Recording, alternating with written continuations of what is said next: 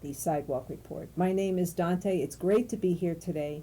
The Sidewalk Report is expanding to a podcast format, and today our show, actually 3 episodes, is going to be the children of Lawrence County. And so what better place to do it at than at Game Changer downtown, which supports the children of Lawrence County, and so does all of our guests today.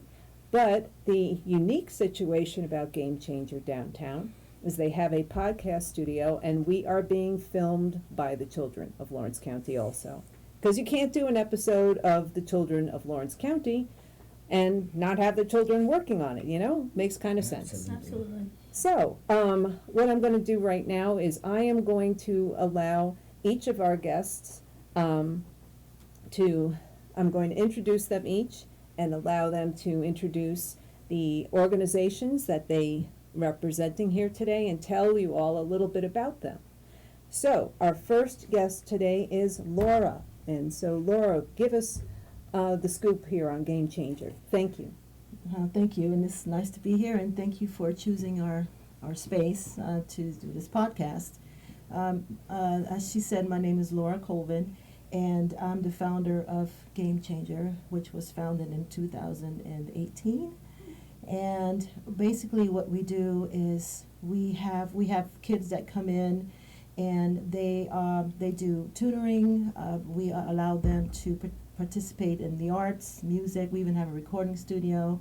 We have recreational events, because I consider us a prevention program. We prevent them for engaging in high-risk behaviors. So that's why I call our particular program a protective factor that counteracts risk factors. It's a mouthful.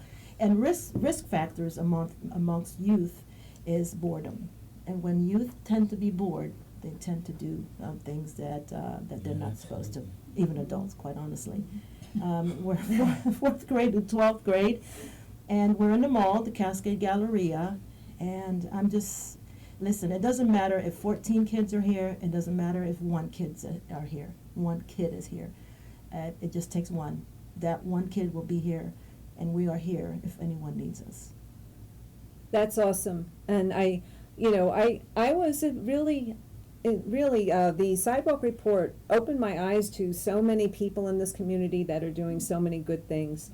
And our next guest is Allison from Cray. I'll let Allison tell us more, and so here we go.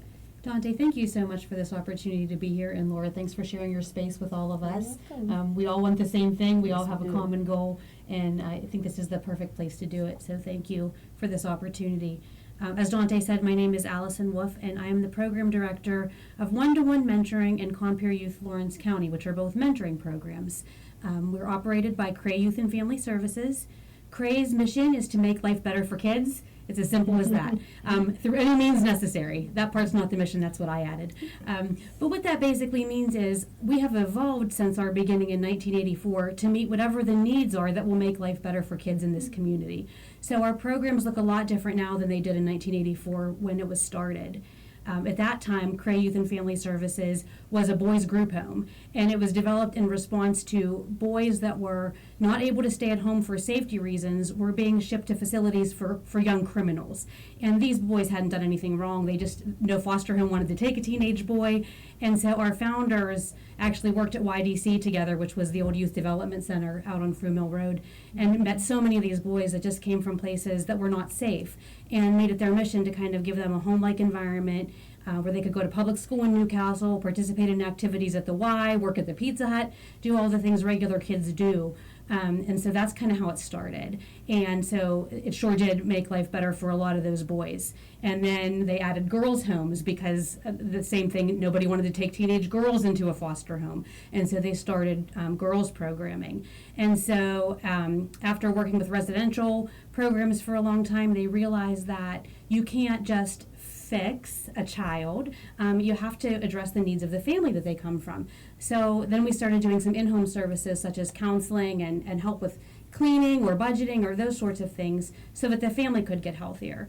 And we are now at the point over the past few years where we have evolved into healthy child, healthy family, healthy communities. And so these families need supports. They need places to go in a safe and welcoming community. I've been serving youth in this community for over 20 years, and I can say that there's no other place I want to be serving kids. This community is so generous, is financially, with time, with talents, supporting one another. So the kids that are growing up here are at a real advantage in that respect. This is a great community. I can't say enough good about it. My program in particular could not be here without the community in Lawrence County. So our program is funded completely by donations and special events. So we need people to donate to us funds. We're volunteer driven, so we need volunteers to be the mentors to the youth in our program. The kids in one-to-one mentoring are kids that are being raised in a single parent or a non-traditional home, like a foster home, or with grandparents or other relatives. And it's just that they saw a need to have another adult to develop a relationship and help kids show opportunities that were available to them, maybe different from what they have seen so far in their life. So that's one-to-one mentoring. Compeer mentoring is very similar. It's a model that works with children that have a mental health diagnosis. So we all know that 1 in 4 people will be diagnosed with a mental health disorder at some point in their life. May is Mental Health Awareness Month, if you didn't know. So it's a great time to be talking about Compeer. And the kids in that program are working on achieving positive mental health with a counselor or someone else that's working with them, and our mentors work to support that. So mental health is a passion of many of our mentors through their own experience or through their experience with loved ones, and so that's why they choose to volunteer in that program. But our program is all about relationships. CRAE's other programs are not accessible to the community without a referral from a county agency or a school. So we do have the alternative education for the county, as well as a variety of services referred by children and youth, juvenile probation, and the mental health, Office of Mental Health. So my program is the only youth serving program that is accessible just by a parent calling me up and saying, hey, I could use your services. So that's what makes us a little bit different, but we are thrilled to be a part of CRAE's continuum of services, and I consider us as well to be a preventative program and to stop things before they start. Right. I always say, keep the horse in the barn. We don't want the horse to get out of the barn and try to get the horse back in the barn. We want to just don't let the horse out of the barn. So we work with kids that have a ton of potential, and our mentors work to help them realize it. That's awesome. It's really, I'm really touched by how you recognize these kids all have potential. Mm-hmm. You're not writing them off. None of you are doing that. I think that's really awesome. So our next guest is Kayla from the Y. So Kayla, let's hear the scoop on the Y. Well, thank you so much for inviting me to come. I love seeing your Sidewalk reports on Facebook and things like that, and I'm excited to see where it will go. But like Dante said, I'm Kayla. I'm from the Lawrence County Y. I'm the Youth and Community Outreach Director, as well as the Aquatics Coordinator. And I have just recently entered into this role, and it kind of came from growing up in Lawrence County. I had the opportunity to do swim lessons at the Y, but we were actually members growing up, and just the way that the Y was always a safe place for me. I also went to Neshannock, so the Y zone was pretty close to us, and I could go there after school, and that was also just a very safe place for me. And when I was in college, I just kind of really had a heart for kids, for teenagers, helping them see that there's so much more to life than working, but to pour into yourself and to find different outlets, whether it's sports, arts, different things. And we have so many community partners in the Y that help us kind of see where kids can go, different opportunities for different kids to express themselves, because not all kids are athletes and not all kids love to swim, but some of them really love art and some of them really love music. And we're just really excited to partner with people, but I think that that's what makes the Y so beautiful, is that we're willing to say, okay, let's do an art class. Okay, let's do a family game night class. Let's see what the community needs, and let's serve them accordingly. A need that we've recently seen is a need for an autistic swim program, something like that. And it's just really cool to kind of get that feedback from the community and say, oh, this is a legitimate need, and now us as the Y saying, oh, well, yeah, let's see what kind of teachers we can get, what kind of instructors we can get to serve the people in our community. And so that's really who the Y is. We just want to serve.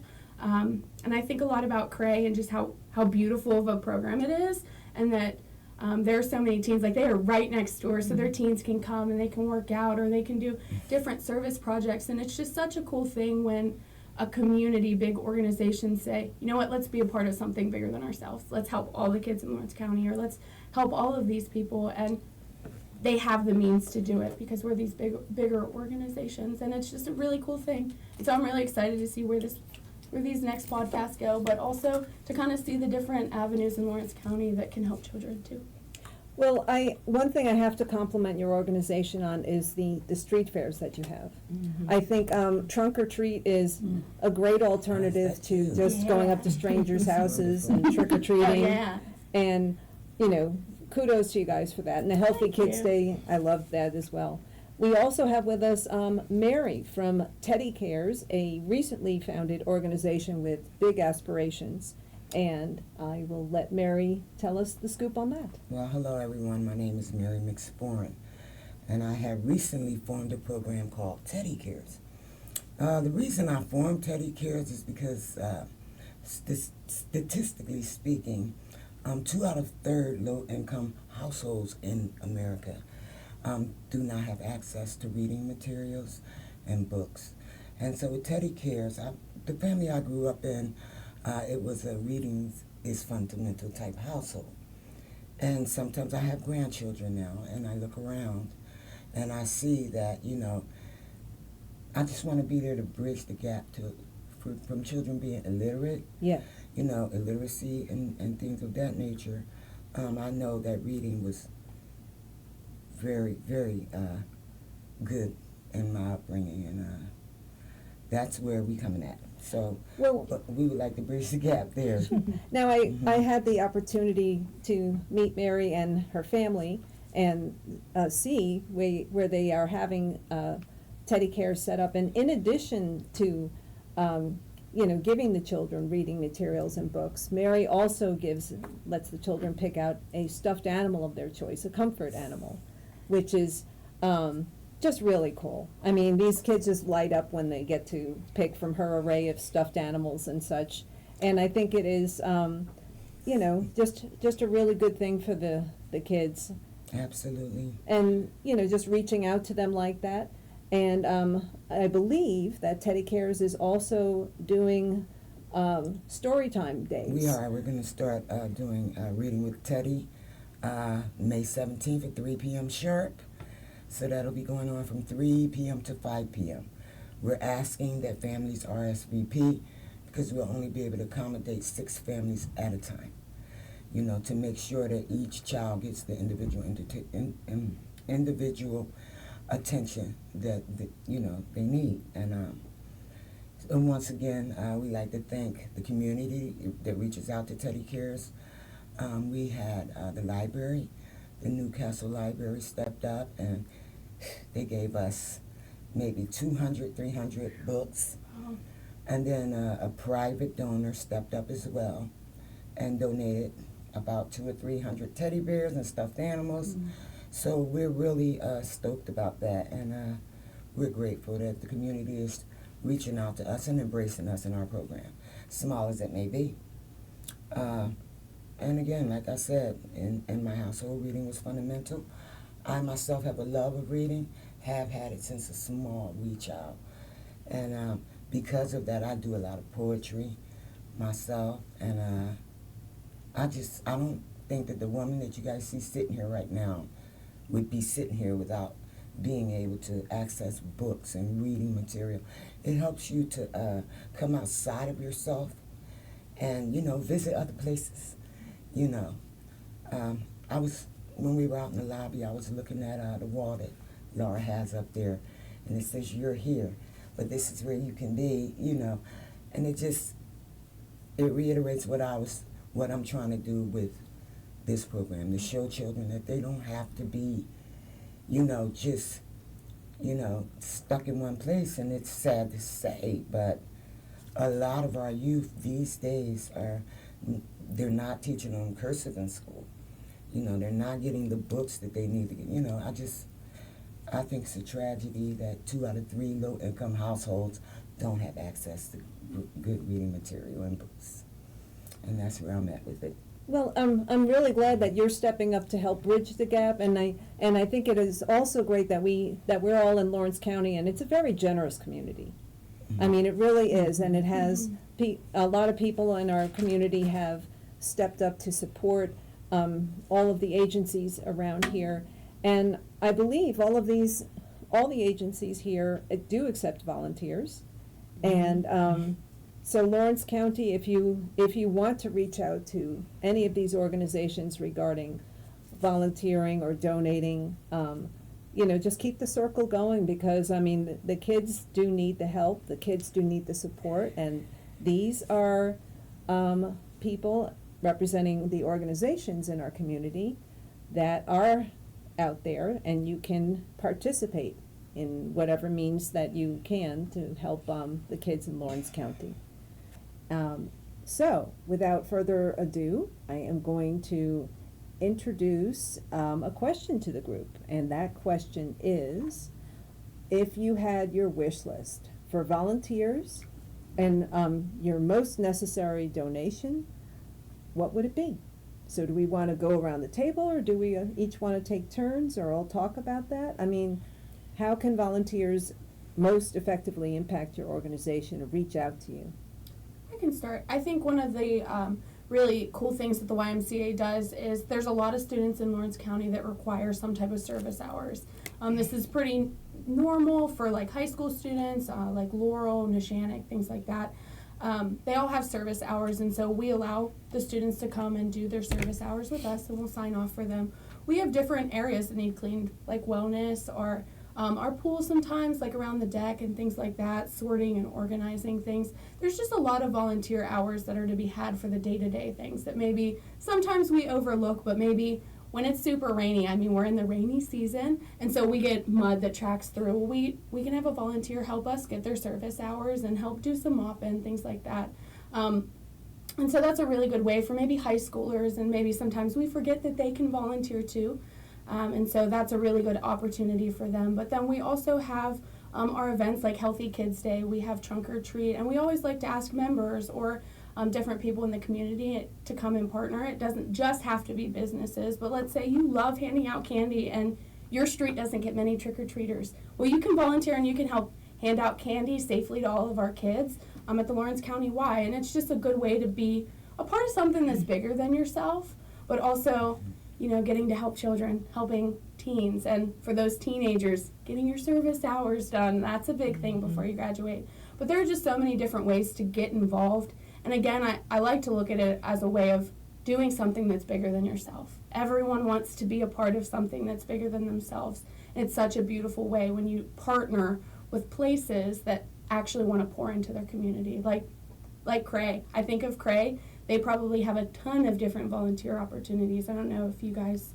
Oh, yes. Well, my whole program relies on volunteers. Mentoring would not exist without volunteers. So we have opportunities for high school students to mentor younger students in settings that our staff supervise. So as youth, they're not ever alone with the youth. They're supervised, and activities are facilitated by our staff in supervised settings. But so they can start doing that at the age of 15.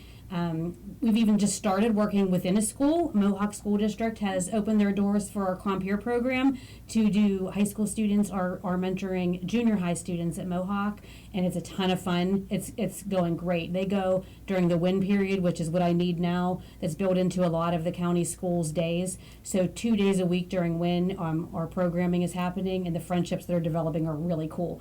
So that's one thing that high school students can do. And then our volunteer mentors are 18 all the way up to 100 if they want to be. The oldest on record I have was 92 whenever she felt like she needed to step back from volunteering.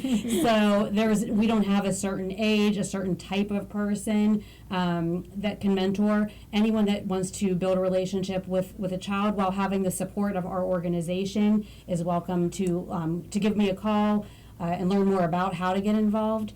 We have 2 different programs, Compeer that works with kids with mental health. The program has been shown to be effective in as little as 4 hours a month. So we ask for a 1-year commitment to be matched with your mentee, and it's been shown that as little as 4 hours a month, that's a Sunday afternoon, that's 2 times a month for 2 hours. 4 hours has been shown to have the positive impact of reducing loneliness, reducing hospitalizations for kids that might have depression or anxiety. It just does so much good in such a short amount of time, and it's the relationship that does it. Our other program offering one-to-one mentoring. It's a different model, so I can't explain why, but it requires 6 to 8 hours for a 1-year commitment. Still not a whole lot if you break it down.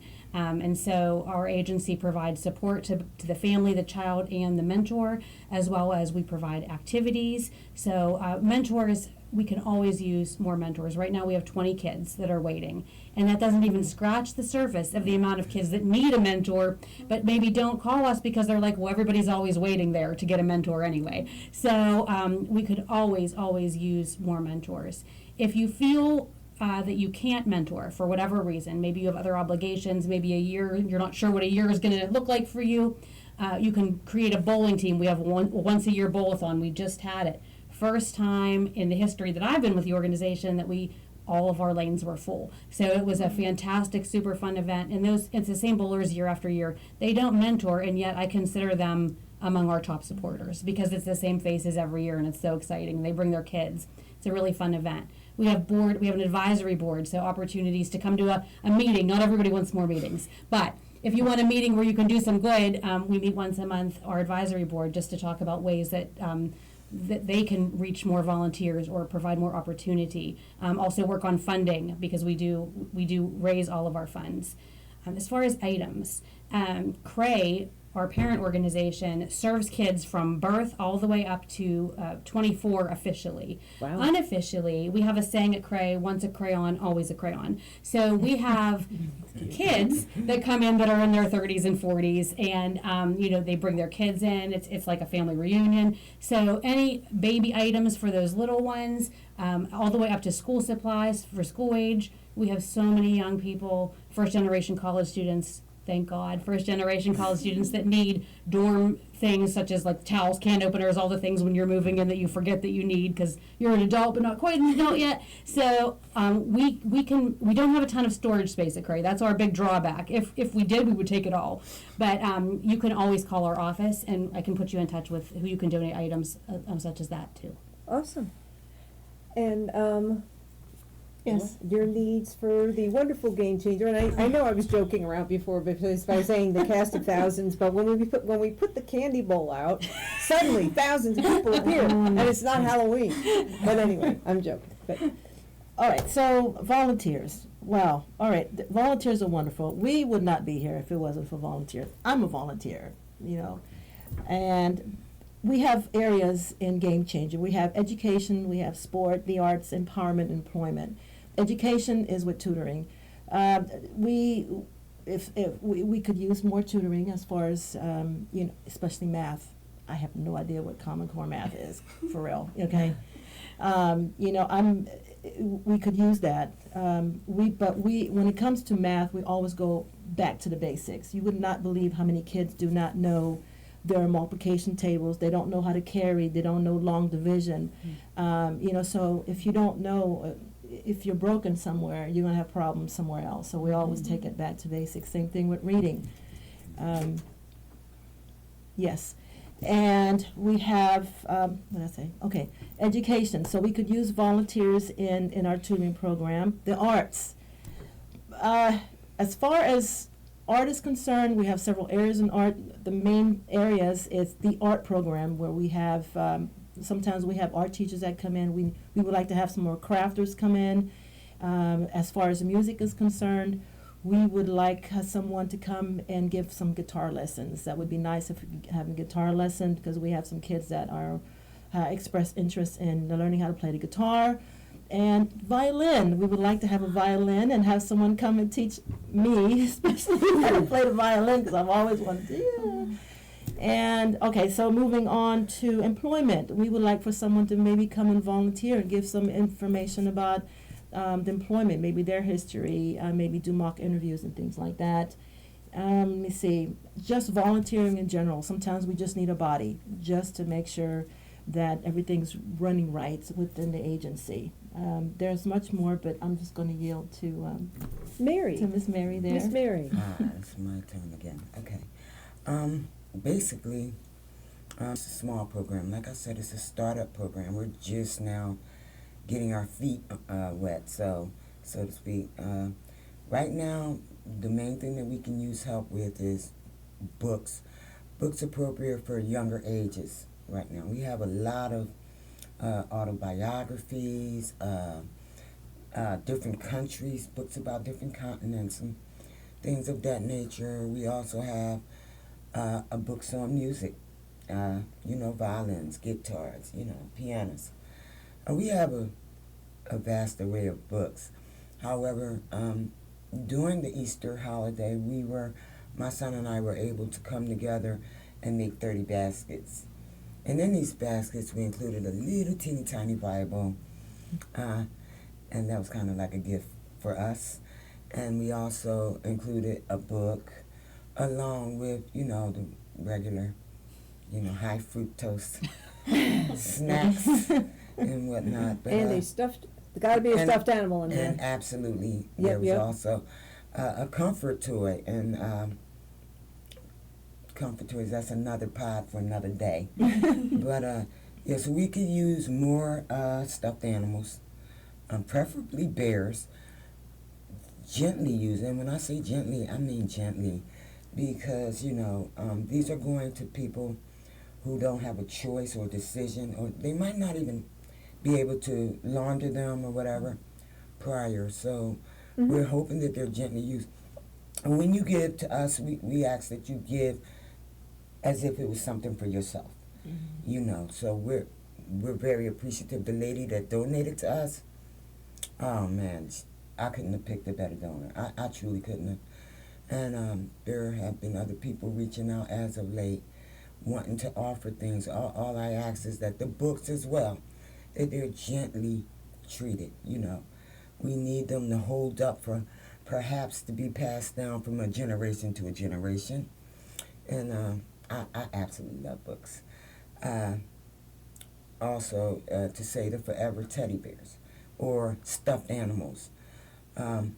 We need them to be able to be drug around, tossed in the washer 50 million times in the dryer and still hanging on. So we can use those. We could also use some mats for reading time. Some mats that children can kneel on, or sit on to be comfortable, paper towels, snacks, drinks, things of that nature. Anything that's going to make the children comfortable for the period of time that they're with us at our establishment. So these are the things that we need. We also could use, I don't know if the right word is chaperone, but I'm just going to go ahead and throw that out there. We could use somebody to help us with the children. There might be someone that's maybe need to go to the bathroom. We need somebody to watch that area. Then somebody, we want to be sure that everyone there is safe at all times. Awesome. Thank you very much again. This has been very informative, and it's good to know that everyone can help, and that no contribution is too small. And we're just thankful again. We want to reiterate that this is a very generous and kind community, and they have helped everyone tremendously. Thank you for watching this episode of the Sidewalk Report. We will be back for episode 2. Stay tuned. Hello, and thank you for watching this episode of the Sidewalk Report. Stay tuned and keep an eye out because we will have more episodes on this and other topics. Questions, thoughts, comments? Do share. I am Dante, and this is the Sidewalk Report.